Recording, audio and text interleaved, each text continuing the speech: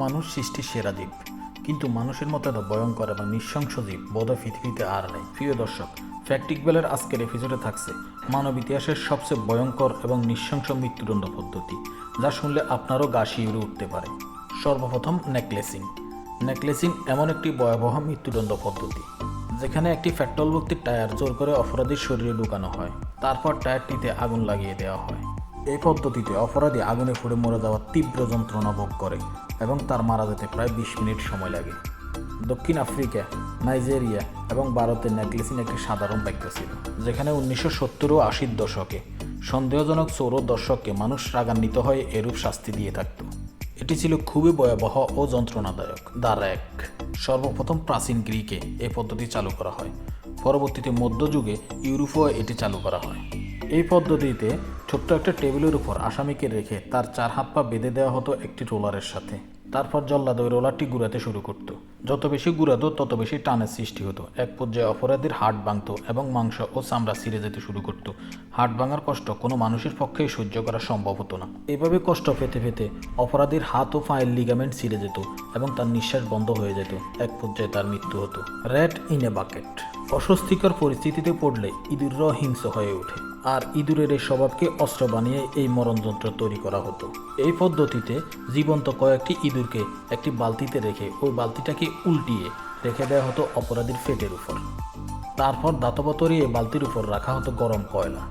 যখন দাতব তৈরি বালতি গরম হয়ে যেত, তখন ইঁদুরগুলো প্রচণ্ড পরিমাণে অস্বস্তি অনুভব করত। তীব্র গরম থেকে বাঁচার জন্য ইঁদুরগুলো অপরাধীর পেট চিরে পেটের ভিতরে ঢুকে যেত, আর পেটের ভিতরে থাকা নাড়ি ও অঙ্গ প্রত্যঙ্গগুলোকে লণ্ডভণ্ড করে দিত। আর এতেও যদি অপরাধীর মৃত্যু না হতো, তাহলে জ্বলন্ত কয়লা অপরাধীর পেটের ভিতর ঢুকিয়ে দেওয়া হতো, যার ফলে তার দেহ জ্বলে পুড়ে একটি ভয়ঙ্কর মৃত্যু যন্ত্রণা অনুভব হতো।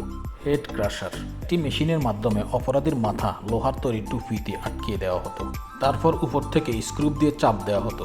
এক পর্যায়ে চাপের কারণে তার মাথা ফেটে যেত। তারপর চাপ দিতে থাকলে তার চোয়াল ফেটে যেত এবং তার চোখ দুটি বের হয়ে নিচে পড়ে যেত। এরূপ যন্ত্রণাদায়ক অবস্থায় থাকার থেকে মৃত্যুই ছিল শান্তি। Next, German chair. দ্য র্যাকের মতো এই শাস্তিতেও অপরাধীর 4 হাত পা বেঁধে দেওয়া হতো এবং কোমর বরাবর নিচে থেকে একটি চেয়ার রাখা হতো। এরপর একটি যন্ত্রের সাহায্যে চেয়ারটিকে আস্তে আস্তে উপরের দিকে তোলা হতো, যার ফলে অপরাধীর মেরুদণ্ডে প্রচণ্ড একটি চাপ সৃষ্টি হতো। তারপর আস্তে আস্তে মেরুদণ্ডের হাড় ভেঙে যেত এবং তার দেহ ছিঁড়ে যেত। এই চাপের ফলে যে যন্ত্রণা সৃষ্টি হতো, তার থেকে বাঁচতে অপরাধী জল্লাদের কাছে বারবার মৃত্যু ভিক্ষা চাইত, কারণ এরকম যন্ত্রণা ভোগ করার থেকে মৃত্যুই শ্রেয়। প্লেইং। এটি স্কিনিং নামেও পরিচিত ছিল। মানব ইতিহাসের সবচেয়ে নির্মম এবং ভয়াবহ শাস্তির নাম হলো ফ্লেইং।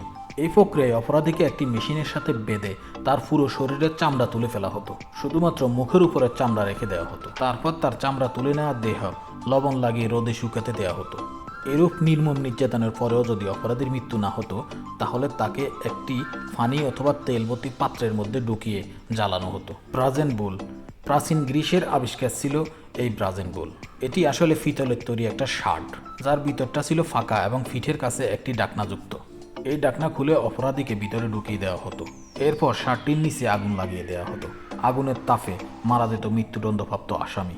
ব্রাজেন বুলের ভিতরের অংশ এমনভাবে তৈরি করা হতো যাতে ভিতরের আর্তনাদ বাহিরের মানুষের কাছে একটি ষাঁড়ের চিৎকারের মতো শোনা যেত।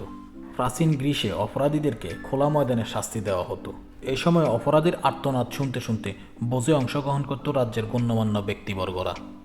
নেক্সট আসুন ইম্পলিমেন্ট। এটি আরও একটি নির্মম নির্যাতন। এই পদ্ধতিতে অপরাধীকে উলঙ্গ করে তার হাত পা বেঁধে একটি সুশালো কাঠের লাঠি তার পিছন দিয়ে ঢুকিয়ে দেওয়া হতো। তারপর ওই সুশালো কাঠটিকে তার মুখ অথবা মাথা দিয়ে বের করা হতো। এর ফলে অপরাধীর দেহের ভিতরের নাড়িবুড়ি ও অঙ্গ প্রত্যঙ্গ ছিঁড়ে গিয়ে প্রচণ্ড পরিমাণে যন্ত্রণা অনুভব হতো। কোনো বাচ্চা শিশুকে যদি এভাবে মারার জন্য আনা হতো, তাহলে বাচ্চাটিকে সর্বপ্রথম তার মায়ের কোলে দেওয়া হতো। তারপর একটি সুসারো লাঠি দিয়ে বাচ্চা এবং তার মাকে একসাথে বিদ্ধ করা হতো এবং রাস্তায় ঝুলিয়ে দেওয়া হতো।